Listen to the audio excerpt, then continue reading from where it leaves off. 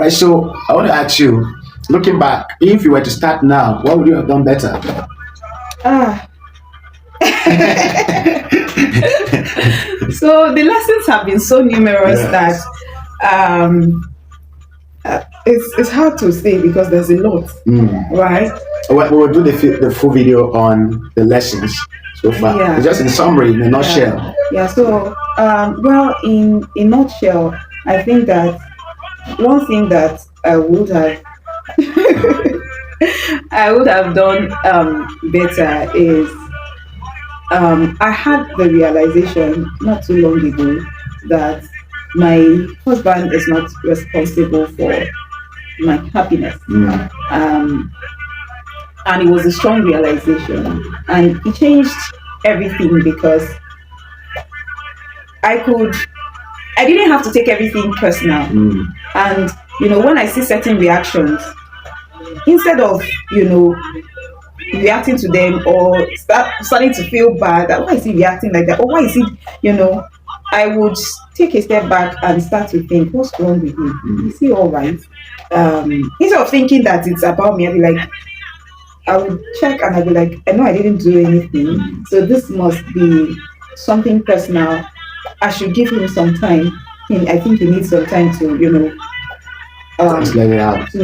to wrap his mind around something, and he's trying to sort something out in his mind, or he's having a hard time with something. This was something I never knew from the beginning. So anytime my husband becomes maybe a bit stiff, I would begin to prod. What is happening? What is wrong with you? Talk now. Why are you just keeping quiet? Why I will prod and prod and prod, or I will start to put up an attitude myself because I'll feel like he was reacting to me. For nothing. If for nothing. So I'll be so annoyed that what did I even do? But it took me a long time to realize that we may be together as one, but he's an independent person and he has issues that he may be dealing with, and his own way of dealing with those issues are different. His own way of processing things are different. And one thing I've also learned with men is that most times they would not verbalize. So they would just like to take time to process. And you should, as a woman, you should give them that time. You should not be too much in their space. Does not mean that you will go away or you will just stop caring. Yes. No, you actually need to be there and still show that you care. For instance, you may not say anything, but a pat on the shoulder, even if he does not say anything to you, goes a long way. And so if I were to do it over, I think that this is what I would have done from the beginning. Yeah. Wow. Well, I think for me, just for the purpose of maybe a young person watching, probably who is trusting God for this testimony. Actually, even though we courted for 2 years, and all through this period we were planning for our wedding. I'd gone for NYC. Was it 1 year or 2 years? 2 years. It was 2 years. Yeah, from 2011 to 2013. Yes, when we got married. About September to December, 2 years exactly 2 years. And it was September we actually finished the wedding. And but that time we were in law school, and then the church calendar and all of that. That was how it moved to December. Yeah. So it was meant to be exactly 2 years. So one of the things I didn't, because I was trusting God to do this thing, I was not even saving consciously towards it, because it would have been like, okay, all my NYC allowance, I would have kept it for that purpose because we're cutting already. But I was doing other things, and just doing a project. And that's what I'm saying. And that's I want to build a house where my wife will come and live, and we needed more than for the wedding first, No, it's not even the house where we're not going to live like so it was a good thing, but it was bad time. So wisdom was not applied there. So see, when you're trusting God to do a miracle for you, God can pass through different channels. The income you're earning is one of the channels. So you can start by putting aside something for that purpose. It may be that God will just bring finance from other sources. That will still be a plus. So I learned that after the wedding because we took some very drastic steps. Very, very drastic steps. Like I can't even tell you. Like I was going for the traditional marriage with a list of almost 2 million, and And you don't want to know how much I had on me. You don't want to know how much I had on me. It was what I can't even tell what was pushing, like the confidence for me. How about It's the confidence. the confidence for me, man? So I would have, consciously, of course, I should be able to have raised some good amount of money, because during my NYSC, apart from the allowance, I was teaching in the school, and things were quite happening, and immediately from NYSC, I got a little job.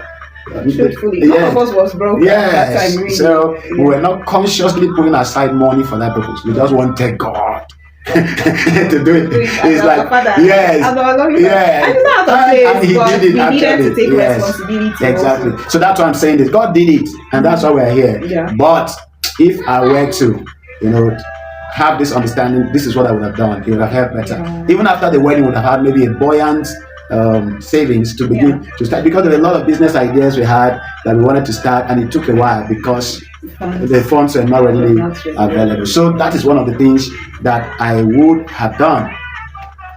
Yes. And then secondly, another thing I would have done if I had the knowledge was to consciously plan the spacing of our children. Okay. I would have, like, consciously, because I know that before my wife took in, there were opportunities to work. In fact, there was that job that there was a car, but it would require you to be traveling Abuja and Abuja, Lagos, and Port Harcourt, and already you were, confirmed pregnant. Yeah. That was the only reason why you didn't take that job. And then there was another chamber that you applied with, that your friend that was running her PhD, and you were the one that was called for that job, and it was pregnancy that also made it possible. So I believe that maybe if I had, for that first one, would have allowed it to come, then we say, okay, we have one, let's space so that you can have a little time to, pursue career. It's easier to be able to work with one child. When they become 2 and then 3, and they were coming in very rapid succession. The 3 of them came within 3 years. Personally, even though but actually it turned out, like I still was okay with the flow, because I like the idea of spacing children, but I also don't want to be giving birth after I'm 35. So I was okay with, them coming the way they came. So maybe that's why I didn't even think so seriously about, that spacing, because I didn't mind. Yeah, actually. I didn't mind. But I think that it's something that we didn't intentionally talk about. We didn't talk about it. And so we're just going with the flow. Yes. So we didn't decide that, we want them to come in this manner. This space. We didn't decide that we wanted to space them in this manner. We also didn't decide that we wanted them to come all together. Exactly. So it didn't look like we had a plan. So that's why if I were to start, I would have been more intentional about that. But we're cool. We're good. We're good. You just see them and see how grown they are. Yeah, I like that they're growing up. Together. And all growing up together. And in a very short while, they can all be independent, and then we can have my baby girl like that. All right. So what are three sharp lessons, for someone who, from our experience, from our journey so far, what advice can you give someone that is watching, is single, or someone that just newly got married? What advice, what counsel do you have for them? Number 1, God. God. I don't mean church. I mean God. That's right. Like, your relationship with God is more important than your marriage. It's more important than anything, any other relationship or any other thing in this life. And if that is not in place, then you will struggle in every other area, including marriage. I say this because your husband, your spouse cannot be everything to you or for you. They are human beings and they are limited, right? There are things that no matter how nice and loving your partner is, you would still see that limitation come through. There are certain things that you will go through that your partner cannot understand. And because he cannot understand, he's unable to comfort you in the way that you need. And even when he tries to understand and he tries to bring you the comfort that he feels you need, he doesn't reach to that depth of your There's always a void There's that void that only that God only can God fill. can fill. You will go through certain challenges, and it is only the grace of God that will bring you through. I remember our very first experience with pregnancy, and we lost the child. There's nothing my husband could do or say because he was not the one pregnant. He had lost a child, but he's not the one who carried the baby for 9 months. He's not the one who just gave birth and he's not holding the baby in his arms. There's that void I felt. It was like they dipped a hand inside And of just me took something and out. yanked something out, like forcefully stole something from inside of me. Because I mean, I was carrying this baby, nourishing this baby, cherishing this baby, loving this baby, and then now giving birth to this baby, and the baby's not there.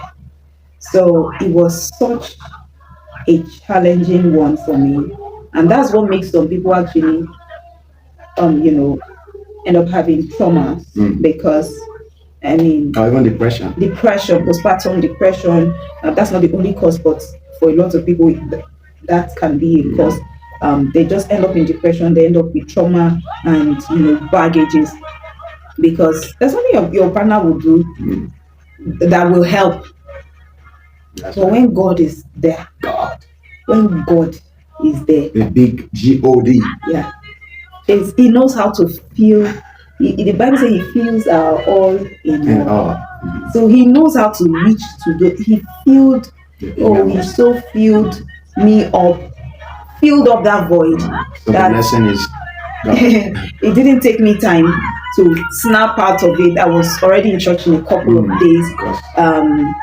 Not completely healed, but happy. But it took a very short time, and I was good. It was like nothing. Okay, so second thing is that marriage is work. You can't be lazy in marriage. Yes. You have to be willing to work, I agree. right? It's two different people coming together to build something. You can't build anything lazily. You have to put in the work. You can't. Is there anything that you build just sitting around? No. So you have to be willing to gather the materials you need for building and build your marriage. It takes work. And the reason why we have a lot of marriages that isn't working is because we have a lot of people that are not willing to work. Okay. Yeah. So marriage is work. If you're getting into marriage, be ready to work. Be ready to make compromises. Be ready to make sacrifices. Be ready to learn. Be ready to understand. Don't come with your own mindset and be fixed. No. Yeah. Be open-minded and be ready to learn because it takes work to make marriage work. That's right. Yeah. I agree. It takes work to make marriage work. Remember, whatever starts with God and then stays with God is guaranteed divine presence. Yeah. We saw in the beginning God, and of course the word is still standing. Why? Because the foundation was built on God. Yeah. Foundation is very key. Once the foundation is built on God, and of course you cannot just build on God and then get out of God and be ready to be there. You must sustain it on God. Yeah. Build it on God, sustain it on God. It means that you have to consciously ensure that your relationship with God is intact first. Because the more you're loving God, the more you're loving God's daughter. Yeah, and it takes work because life does happen. You work, church, a whole lot of things. Whole lot. Calling for your attention, but you have to be intentional about. And most times you're going to it's going to take a lot of denial, self-denial. Yeah, because there are places you cannot go, there are things you cannot do. That is, you must be very intentional about it. So there are times you should be sleeping. Yeah, there are times you have to be awake because you need to pray. You need to service the relationship. Every relationship that is started for communication will definitely die naturally. So the same thing with your relationship with God. As you talk with your spouse, you talk to God, receive inspiration, then the flow continues. So the work, you labor in prayer, you work in the word, you read books. Yeah. Yes, you ask questions. Yeah. In fact, make attempt to see a marriage counselor when it's necessary, Yeah. especially when there are things that you don't understand. Yeah. Don't engage in argument unnecessarily. Yeah. And more importantly, have a vision of what you want your marriage to be like. Yeah. You see, the vision that you already have will drive you through the process, because you have seen the end from the beginning. There are things that we have to learn, and I'll tell you that this is what I see my marriage being, or becoming like. And then gradually we just grow into them. We pray prayerfully, and then correcting in love and stuff like that, and then you're just having it good, all good, as if there was no problem at all. And finally, just remember that the person you're getting married to is not your enemy, and that person is God's son or God's daughter. So God is entrusting you with one of his precious creation. So as a good manager, whether male or female, you must be intentional in grooming and taming that entrustment. Otherwise, when God finds out that you're unable to take care of his son or his daughter, of course you're going to lose him or her. And of course, the pain of divorce or separation is not something you want to experience. It's a terrible feeling. So I know that your own marriage will turn out very beautifully. We have seen it. It works. It's still working. There are marriages that are working. They are working. Yes, there are marriages that are working. Yeah, and because sometimes, when we read and see all of these things on the internet, you're tempted to feel like, is this how it is? Is this what marriage is all about? And you see a lot of people concluding based on what they see or hear out there on social media, and the truth is it's actually happening, right? Yes. And it's real, but there are also marriages that are working very plenty. There are plenty examples. Yes. And so you have to decide which one you want. Yes. Is it the one that is not working, or the one that is working? If it's the one that is working, then focus on the good examples you have around. That's right. Marriage is good. Everything God created is good. So including marriage. Yes. Yeah, and that's the more reason why you don't need God. Mm-hmm. Because if He created it, then He's going to sustain it. That's Him right. You need to sustain it. Yeah. So, congratulations. We wish you well. Just again, like she said, focus on what you want and be intentional about creating an experience that is totally different from what anybody has put forth there. There are no fast rules as to how marriage should be. Yeah. Every marriage has its peculiarity. Yeah. So create your own path and become the example and the model that the young people to emulate. Yeah. Thank you. Love you. We love you.